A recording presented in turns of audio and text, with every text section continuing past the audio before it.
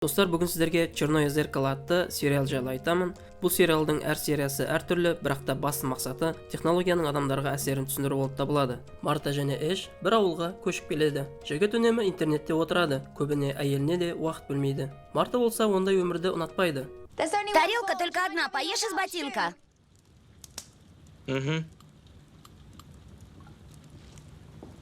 Келесі күні Эш киініп алып, жалға алған жүк тасымалдағыш көлікті апарып тастауға кетеді. Ал бұл уақытта Марта күні бойы сурет салумен айналысады. Кешкісін Эштен ешқандай хабар болмағандықтан уайымдай бастайды. Ол үйдің заттарын тасумен айналысқан компанияға қоңырау шалады. Сөйтсе жігіт әлі көлікті тапсырмаған екен. Әбден уайымдаған Марта өзінің әпкесіне хабарласады. Ал бұл уақытта үйге полиция қызметкері келеді. Олардың айтуынша жігіт жол апатынан қайтыс болған екен. Жерлеу кезінде Мартаның құрбысы оған бір программа туралы айтады. Онда өлген адамдардың барлық мәліметтерін алып, сол секілді сөйлесе алатын технология жасап шығара алады екен. Марта ашуланып, бұл нәрседен бас тартады. Бірақ та құрбысы Мартаға айтпай оны программаға тіркейді.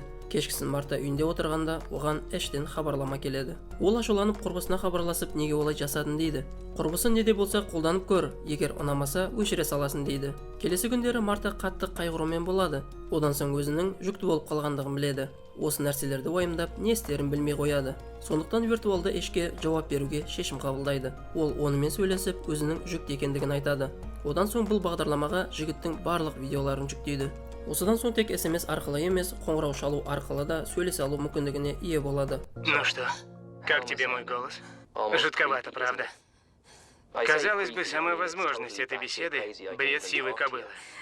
Ведь у меня даже рта нет. Марта күнделікті Эшпен сөйлесумен болады. Дәрігерге қаралып, жүктіліктің қалай өтіп жатқандығын жігітке айтады. Осы уақытта байқамай телефонын түсіріп алады. Осы нәрседен соң қызда паника басталады. Жігітпен сөйлесе алмай, оны тағы да жоғалтып алам ба деп қатты қорқады. Телефонын реттеп Эшке қайта хабарласқанда, жігіт басқа технология пайда болғанын айтады. Оның айтуынша енді тек қана сөйлесуден бөлек, адами қалыптағы жасанды түрге программаны енгізуге болатынын айтады. У нас существует еще один уровень. Экспериментальный. И это довольно дорого.